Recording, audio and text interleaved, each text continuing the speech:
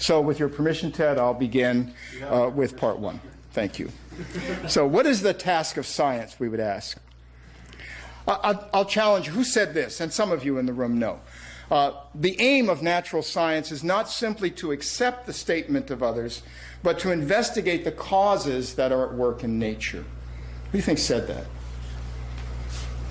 I ask my classes this, of course, when I teach undergraduates, and of course everybody thinks this is a test, and so they start flinging names out. And the names I commonly hear are Einstein or Darwin himself or any of the other luminaries of the sort of pantheon of modern science. But actually this was said by Albert the Great, 13th century Dominican friar, a scientist, philosopher, theologian, the mentor of St. Thomas Aquinas. And I don't know why I would think of Albert. Maybe Michael Dodds could tell me. I just happened to pop into my mind. But the statement he makes is something that resonates with us today as the task of science, the investigation of natural causes. And in fact, if we look at another quote, it is wrong to think that the task of physics is to find out how nature is. Physics concerns only what we can say about nature. This was said by Niels Bohr at the beginning of this century with respect to the task of physics vis-a-vis the quantum model. So our task in science is to investigate these causes, natural causes, but actually to model nature, to make models of the observations that we see rather than trying to actually say what nature is. So we think of models of reality. And these models have a certain set of features that make them useful to us. The models, for instance, must be able to control the variables we're observing. So we make models that sort of incorporate controlled experiments as best we can. The model has to have an explanatory value. That means that we've made a set of observations, and the model actually has to explain those observations in some way. It has to be fruitful. It has to have a predictive value, not in the sense of really predicting the future as much as allowing the generation of new thoughts, new ideas, new experimental protocols, new directions. And finally, the model has to be subject to disproof. Okay, so that when anomalies arise, the model has to be revised or maybe in some cases thrown out, such as in the case of a paradigm shift. And these models are all derived by the scientific method. That is a set of steps that begin with observation and lead to the formulation of a theory or maybe even a law that is embedded in the model. What we mean then by theories are models, or our contention is there are models that are supported by these observations, by numerous such observations. So in contrast to the statements we see being made, well, gee, evolution is only a theory, we really think it ought to be recouched and say that a theory is something that is well supported by a lot of observations. And that's how we think about the Darwinian or the biological evolution model. So let's talk just for a minute about what we mean by evolution. So we're just going to define some terms for it. What Darwin did was to make a series of observations about the natural world and then to formulate a model that explained those in terms of natural causes. And his model concluded that all currently existing life forms arise by descent with modification from a common ancestor. And the force that's involved in this is the force of natural selection. He consciously uses natural selection in contradistinction to artificial selection, which breeders had practiced. So he says in his book, just as we can go into a farmyard or into a field in our crops and select for properties we want to enhance, so nature does the same thing over geologic time. So deep time is a very important part of the model, and so all current species arise over this geologic time by this process of modification, adaptation, and natural selection. And just to give you some real specifics about the model, here are a set of features of the model that I owe to the late John Maynard Smith. John Maynard Smith said, imagine that there are a population of entities, and he would call these the units of evolution, and they have three properties. First, they can multiply. One gives rise to two or more. Secondly, they have variation. Not all of them look alike. And third, they have heredity, meaning that like usually begets entities that are like the parents. Now, he says these differences in the entities will influence the likelihood of their surviving and reproducing, especially when resources or environmental forces are limiting, and that, in other words, the differences in the entities will influence what he calls their fitness. The population then will change over time, which is what evolution means. Evolving means changing over time in the presence of these selective forces. And the entities in the end will come to possess the traits that increase their fitness. And these four principles are descent with modification. That's simply the model that Darwin produced to explain the observations that he and others had made. Now, that was the model presented in 1859 when, on November 21st, Darwin published his book, Origin of the Species. The model actually sat there being debated not necessarily by the theological community only, but also by the scientific community, because there wasn't a lot of good, solid evidence that he could pin it on. For instance, what was natural selection? What was this force? And on what did it act? Okay? Well, that didn't really become a part of the model until the next century, until the middle of the 20th century with what we call the neo-Darwinian synthesis, or as Julian Huxley called it, the modern synthesis in 1942, when Darwin's model was welded together with the newly discovered and burgeoning science of genetics, when people in the 20th century actually discovered Mendel's work from about the same age as Darwin, about that time of the 19th century. With that, ideas about mutational changes and variation and DNA. And all of that led to this idea that the variations we see in populations are genetic differences, that the changes are due to genetic drift, and natural selection now becomes a force acting on the genes, or at least on the gene pool of the organism. So we now have a coherent model that is useful in describing a wide range of biological phenomena. How fruitful is the model? How valuable is it? Well, some current examples. In a recent Science issue, the cover story was evolution.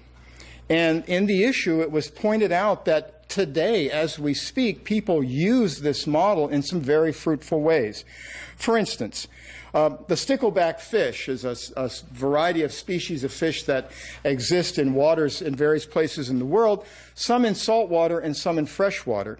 And when you look at the difference between the saltwater species and the freshwater species, you see a difference in a certain armor plating that the saltwater species have.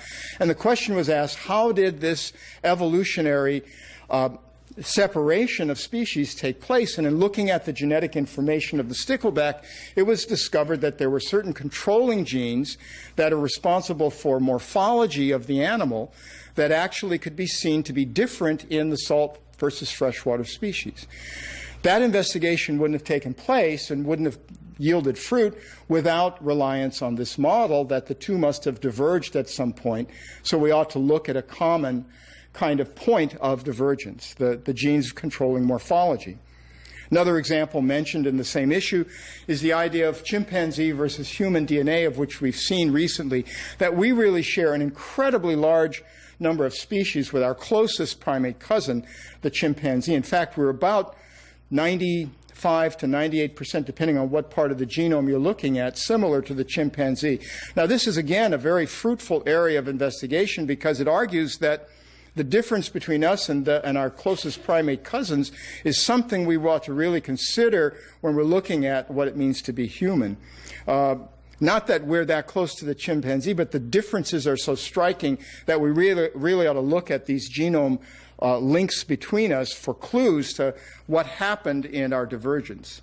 And finally, as a virologist, it's important for me to have a tool like Darwinian evolution to use, because when we're talking these days about human influenza virus and the potential that a bird flu, an avian flu virus, could mutate such that it could transmit from human to human instead of from bird to human, we're really relying on this model this model of variation and inheritance of variable traits like that to understand how viruses work. So the evolutionary model works all the way from the viral level to the human level in terms of understanding the science. So that's just to set the framework of how important and fruitful this model is and what we're talking about. Ted, we're ready for you. Thank you. Well, when it comes to the culture war, one of the questions we asked ourselves is, why does there appear to be such a big battle over evolution? Doesn't seem to be a battle over chemistry.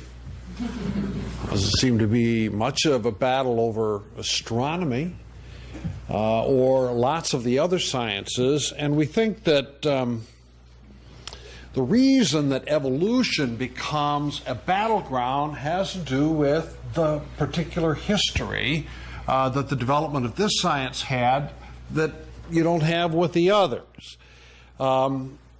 Marty mentioned that Origin of the Species was published November 21, 1859. Within 24 hours, Thomas Huxley had written a letter to Charles Darwin saying, "I've read your book."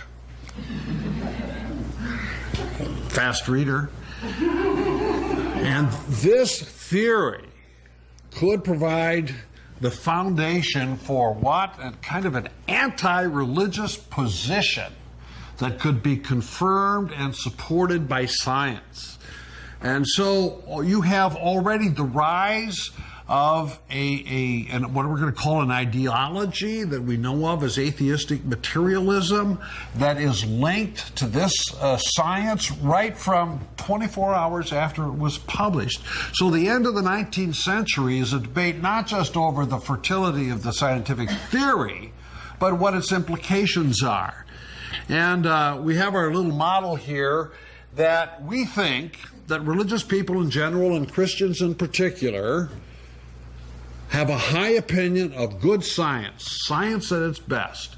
And one of the problems with the theory of evolution that you don't have with some of the other sciences is you have all these overlays of ideology that you have to drill below in order to get to the good science. We just mentioned that Huxley's attempt to upset the hegemony of the Church of England was very important in his employment of Darwinian theory. He gave us the word agnosticism, which is kind of interesting during this period of time.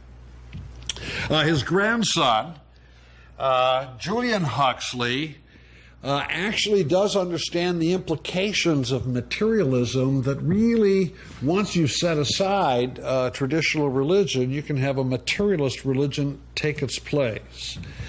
Well, when it comes to social ethics, our contemporary society has forgotten the enormous influence during a period of time of Spencer's social Darwinism and Galton's eugenics programs. Spencer's phrase, survival of the fittest, which Darwin for a period equated with natural selection, really described big businesses at the Walmarts of the day, and how they destroy the mom and pop stores. And so if you could develop a social ethic now that's not based upon transcendent values such as love your neighbor, but rather use the natural world as the model for human society, and survival of the fittest becomes that model, then you can justify government policies, in the words of Spencer, to let the poor die by the roadside along the way. Well, Christians don't like ethics like that. They think that we ought to be loving the neighbor, especially the weaker neighbor. And so there was a conflict here in the late 19th century. Galton's attempt, Francis Galton was Darwin's own cousin, and we're going to help evolution along by planning and managing heredity, and we're going to develop fitter families which are going to provide the future with advances in evolution. And you can see how the doctrine of progress very much a part of 19th century thinking here, is influencing the eugenics program. And even we in America have forgotten this, but it had a tremendous cultural impact up through the 1930s that led to policies of the prisoners and others being sterilized so that they wouldn't continue to have children. It influenced indirectly immigration legislation in America. And Darwinism in general, Spencerism, and Galton's works were very influential on Adolf Hitler when he was in prison, formulating his doctrine of racial hygiene, and then adopted by the SS and the racial hygiene program that led to the creation of the gas chambers for the physically handicapped, the mentally handicapped, and eventually the Jews. So there is this history of the social impact of Darwinism, and the creationists remember this. When the creationists talk about the moral influence of Darwinism, this is what they're talking about fundamentally. Oh yes, glibly it looks like they don't like gays and lesbians and things like that, but this is the heart of the argument, and it's a historical argument. One of the more difficult concepts to distinguish, but we need to distinguish, is the doctrine of progress. Virtually everybody in the 19th century believed in the doctrine of progress. So the question is there progress in biological evolution or isn't there? And certainly in popular culture, we think that anything that evolves gets better. After Oprah Winfrey is evolving every day. And that means she's getting better. So that's the way we use the word. But biologists who are trying to be disciplined in their research are not going to allow the doctrine of progress to influence their research, yet it's there in the popular mind. And as long as progress and evolution are associated, then you can't help having social ethics. So one of the tough questions that Marty and I have had to wrestle with, if we want to drill through the ideologies, and if we want to get to the research science, does that mean we have to expunge something like progress within the natural development of species or not? And once you do that, then you got this question of the purpose, whether or not there's a built-in purpose in biological processes. And that may be the most difficult of the ones, difficult issues when a theologian and a scientist try to talk about these matters. So as Ted said, the creationist model that they offered was really in response not to the science of evolution, but more to the overlays that we see. And of course, as we know historically, that was a challenge that wound up in the courts, and the court system put that down as not something, and the challenge, of course, was what should we teach in our schools? And the court system eventually said, no, we're not going to allow the teaching of scientific creationism, that's religion. And many, I think, in the sciences especially thought, well, then that's the end of the story. We're back to having evolution being taught without interference, until the rise of the intelligent design movement. So because that's the current discussion, even with the Dover case having been decided, it's clear there are going to be a lot of other challenges in the court system that are coming. In fact, the only reason I think the Dover case was over is because while the trial was going on, the school board got changed. Had the old school board still been there, I'm sure they would have challenged the judge's decision. But the school board was voted out. The new school board wasn't about to ask for a challenge. So we want to take a minute then to look at the intelligent design position, especially and with contrast of it to our theistic evolution proposal. Here's a definition that we've called from the writers who work in this field. An object or process in the natural world is so complex that its existence cannot possibly be explained by standard naturalistic models, meaning, say, the neo-Darwinian evolution model. Therefore, the conclusion would be the object or process must have had an intelligent designer.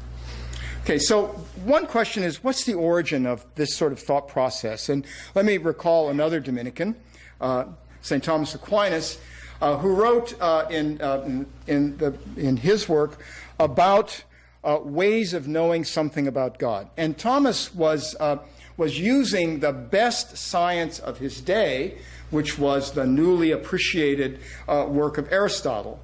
And so using that philosophical perspective on the world, Thomas talked about analogous ways of knowing. And he said, well, in fact, we'll do negative theology first. We can't, in principle, know anything about God. But once we accept that, we can do some positive theology by saying there are analogous ways of knowing something about God. And of course, so he had his 5 arguments that are famous. And of those, the 5th way, which was erroneously called the argument from design, was actually an argument from governance. So in the Summa, he says the 5th way is taken from the governance of the world. And in Contra Gentiles, he says the whole operation of nature must be directed by some knowledge, and this must be traced back to God mediately or immediately, a very important phrase. So what does this mean? What was Thomas trying to get at in his writing? Well, what he was doing was dividing what we see in the natural world into 2 kinds of causes. Again, using the Aristotelian notion of causes, he saw that everything that we properly ascribe to the work of God, he would call primary cause, the unmoved mover, the prime mover, the uncaused cause. Everything else, he said, we observe as secondary cause. In other words, objects in the natural world can't cause themselves. They are caused by something. But then once existing, they can exert causes on other things. So these processes and objects of the natural world that we observe are secondary cause. And in fact, this is what science seeks to investigate. When we say with Albert and Niels Bohr that our task is to observe these causes in nature, we're really talking about secondary causes. Now, that argument gets lost over time, we're going to argue, so that by the time William Paley publishes his great work, Natural Theology, by the way, which Darwin had read, I'll say religiously as a student at Cambridge, he had memorized the book. He had written to his brother that he could quote verbatim from Natural Theology. And in fact, Stephen Jay Gould makes the argument in his great work that in some sense, Origin of Species is an answer to Paley's book. In some sense, Darwin actually constructed the book as an answer to Paley's Natural Theology.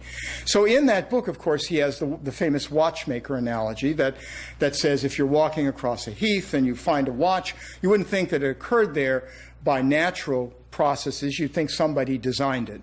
And so this idea of design gets resurrected then, not in the sense of governance that Thomas used, but in the sense of actually making something happen, of intervention. He makes the processes and objects of the world then, of governance, actually proof for God's existence. In the modern era, we have 2 scholars who take up this theme in their work, Michael Behe in Darwin's Black Box, and more importantly for our purposes, Bill Dembski in books like No Free Lunch and The Design Argument, and is probably the greatest philosophical spokesperson for the intelligent design movement.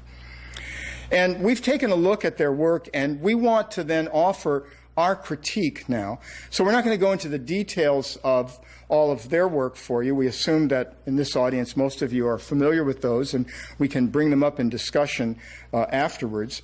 But we want to ask the question, is intelligent design a science, which is what the proponents want to argue, that it ought to be taught as a science?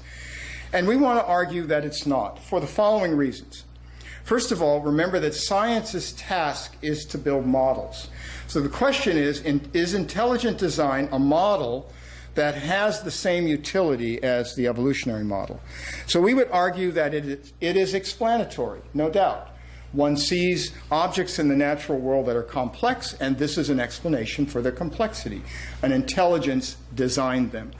But we would argue it's not predictable or falsifiable. You can't generate a new experiment by saying the human eye was designed.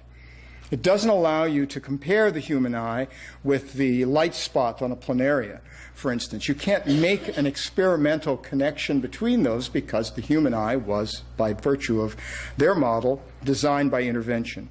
So you can't test the model either because the designer, whoever he, she, or it was, did their work and then disappeared. So we don't actually have evidence of it. We believe it on faith. So it's not testable. It's not falsifiable, most importantly.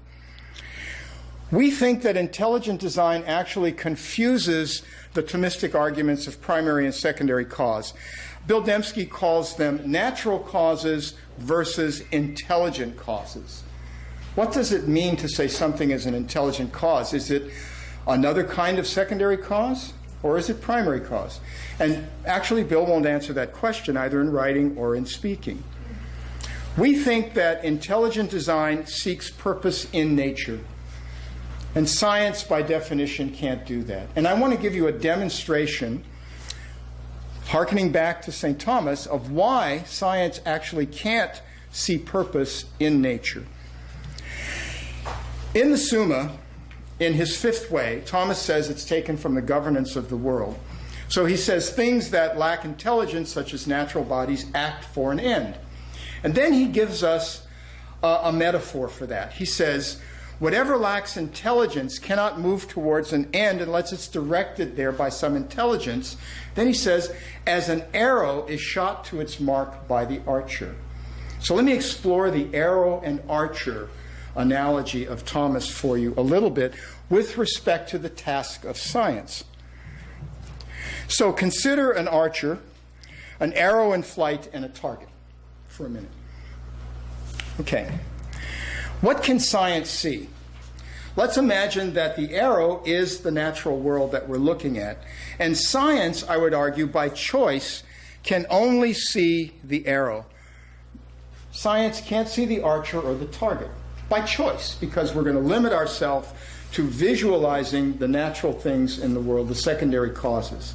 So I would argue that science can't see the archer's first launch of the arrow, nor the target to which it's directed. Those, in fact, are the jobs of philosophy and theology. In order to see the archer and the target, you have to be able to consider purpose, which science, by its own choice, left out of the consideration some 2 centuries before. So I would argue that in Thomas's analogy, intelligent design is trying to see the archer, or is trying to see the target. And that's not a task for science.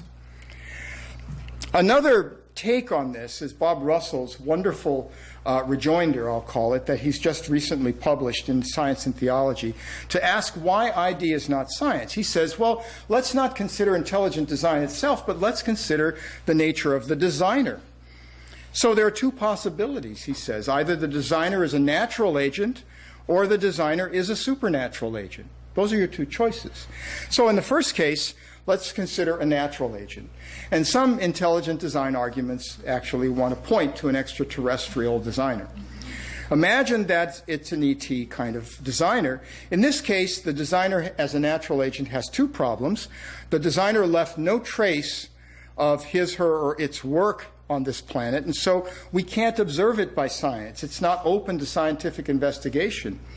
More importantly, what's the origin of the designer? Because it's a natural agent, and therefore who designed the designer? And so we get this infinite series kind of thing. So let's consider the other possibility.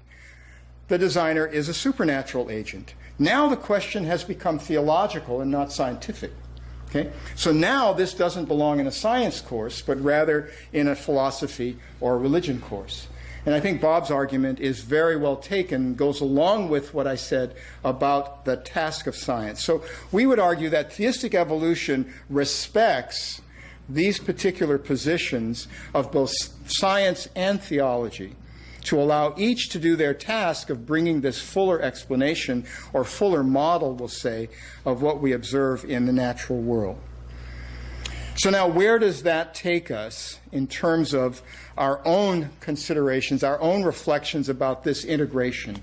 Because we really want to go to Ian Barber's 4th typology, that of integration. And we really want to see where this is going to take us now in terms of a full theological reflection on this biological model. As you can see by implication, we're trying to make our method transparent so you can track our thought process. We don't really have what we would like to consider the final theological view to dump on you, but rather to simply follow the trail, identify the signposts, and consider this a work in progress. One of the frustrations that many of us have experienced over the last half decade, if not decade, is that in the intelligent design school of thought somehow got to set the agenda, both in the academic community and definitely in the media. People want to say, well, can you speak to the issues of intelligent design? And it's frustrating because the more basic issues is how do you deal theologically with our understanding of the biological world. And intelligent design is only one attempt among many to try to deal with that. So our avenue here, the path that we're taking, is to start with theistic evolution and make that the alternative that we want to discuss. However, as you saw earlier when we put up the spectrum, there are a wide variety of different theistic evolutionist positions that we have available. And if you can remember our graph, way over here on the earlier graph was Benjamin Warfield, and way over here on the other end was Teilhard de Chardin. And Benjamin Warfield, I'm not going to spend a lot of time on him, but he's very interesting. Presbyterian, systematic theologian, whose doctrine of the inspiration of Scripture is the single greatest influence on the doctrine of inspiration of Scripture that American fundamentalists have. It's his understanding of biblical inspiration that is the first fundamental. And he was a Darwinist. That is to say, a Darwinian interpretation of the development of species is compatible with his interpretation of Scripture. So he's kind of a minimalist in the sense in which he says, you know what, if the scientists really can demonstrate that we ought to believe it, we need to believe it. Teilhard de Chardin might be the other extreme, because here we have as comprehensive a single scheme in which the history of biological development is integrated in the Christian story of creation and redemption of virtually any theologian. He rewrites the whole history of reality as a series of stages guided by a principle of increased complexification leading towards a final unity, point omega.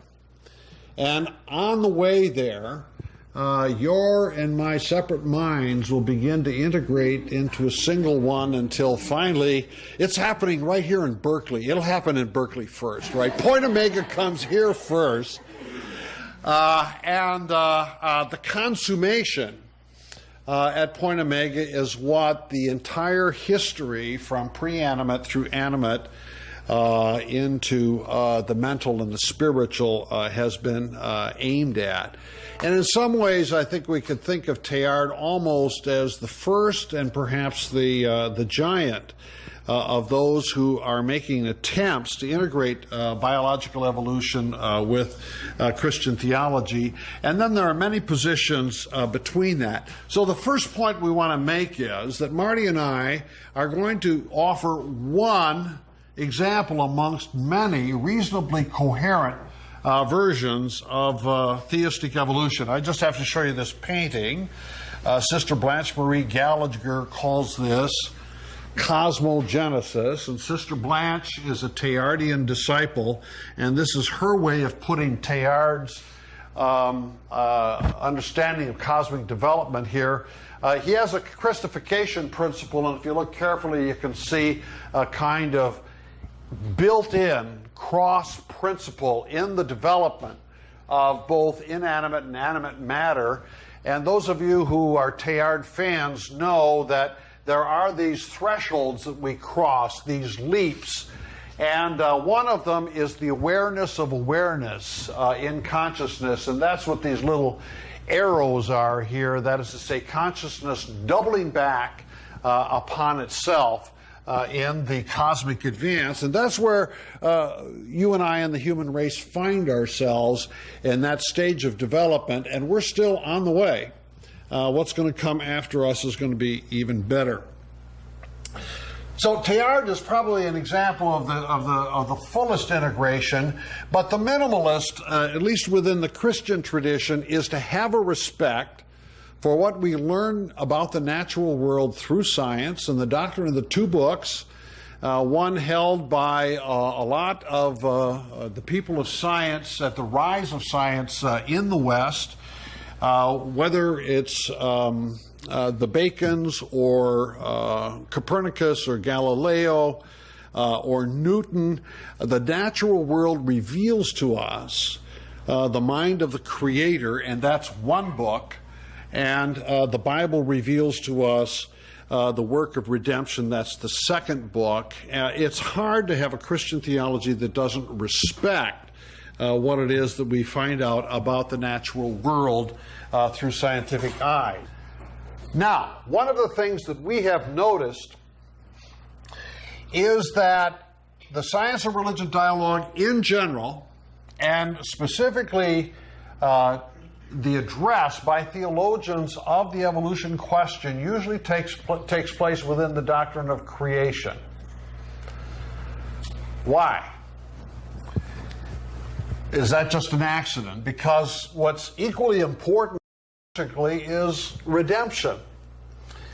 And if God is going to say in Genesis 1:1 to 2:4a, behold, the creation is very good, boy, that's just chapter 1. And we've got a long story to tell before we get to Revelation 21 and 22, and the story of the New Jerusalem and the redemption. And along the way, we have these visions of a new creation. Here's one from the prophet Isaiah that has made it into art, the peaceable kingdom, where you can envision a healed creation in which you no longer have the predator-prey relationship. Lions and wolves can lie down with lambs. Martin Luther was once asked, well, what do you think about the vision of the lion lying down with a lamb? He says, oh, I think it'll work, but you'll have to put in a new lamb each day. But there is built within biblical theology a vision of a transformed nature. What role is that going to play? Or in the book of Revelation, in the New Jerusalem, there will be healing and no more crying or pain. What role does that play theologically? Marty has already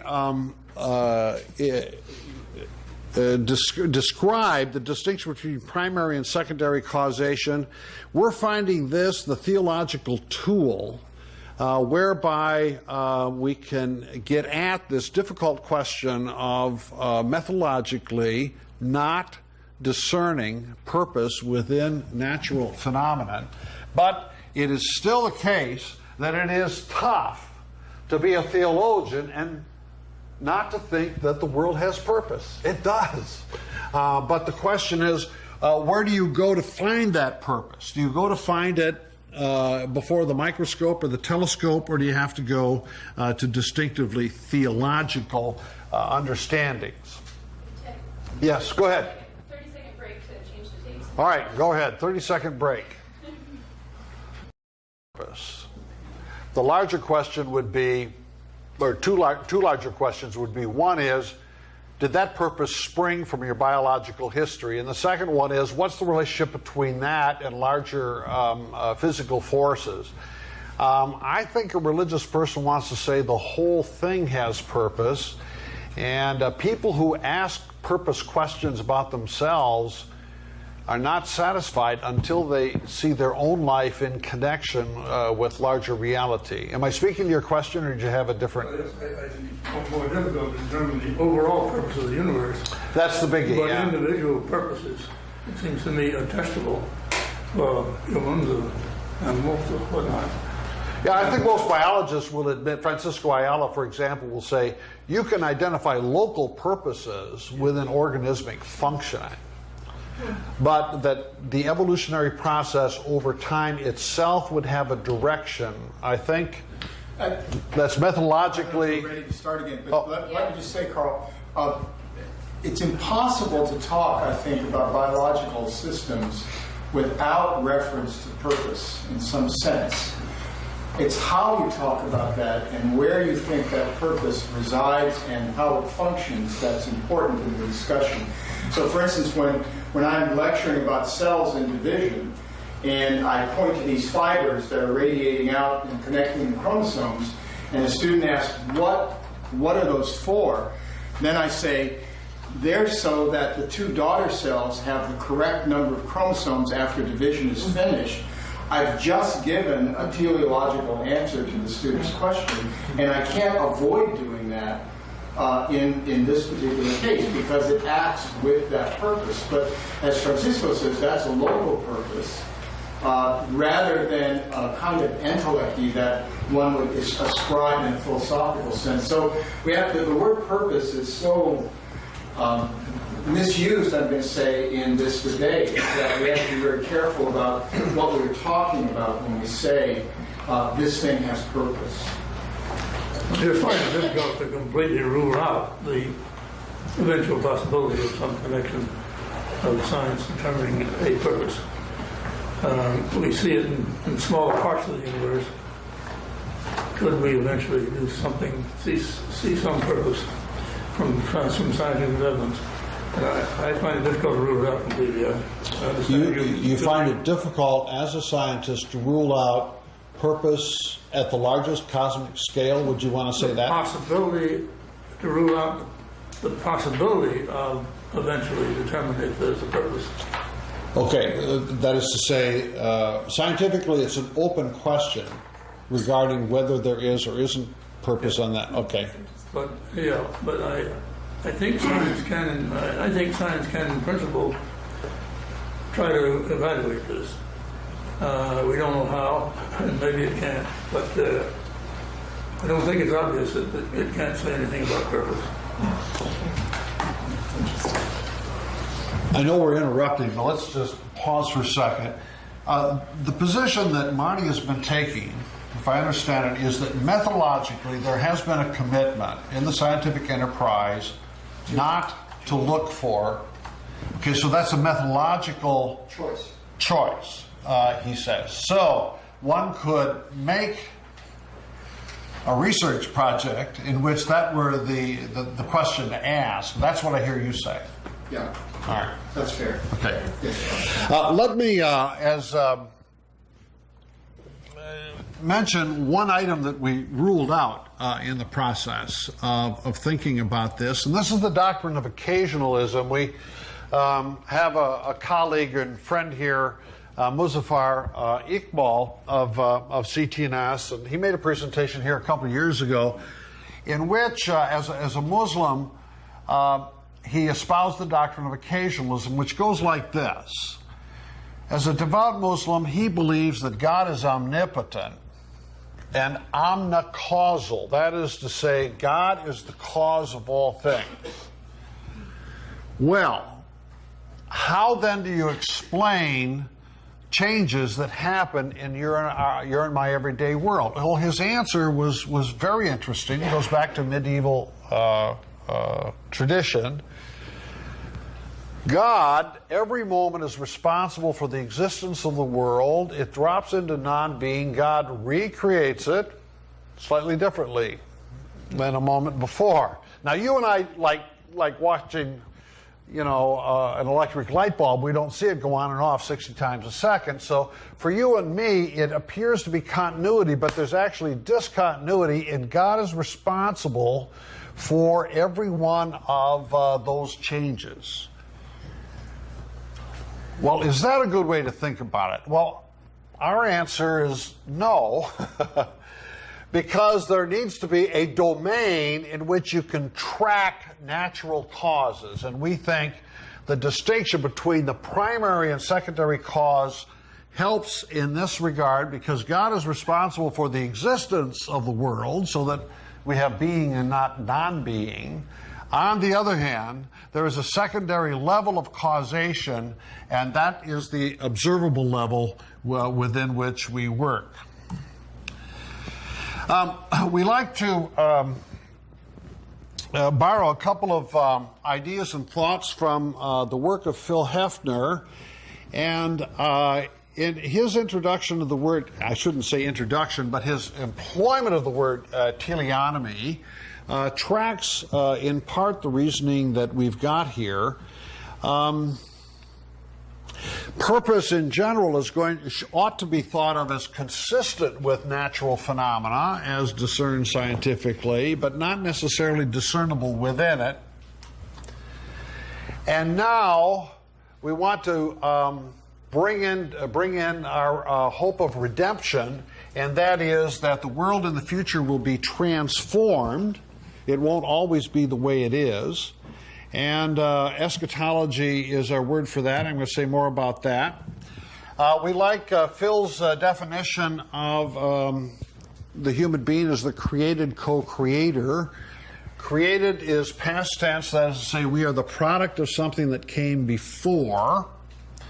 On the other hand, we participate in the creative process, and things are ongoing. They're dynamic. They're not static. By the way,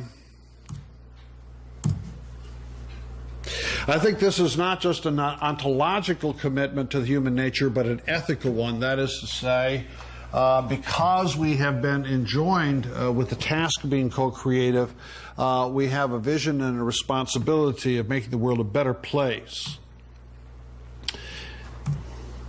Okay, in conclusion, in summary, remember our proposal is one among many.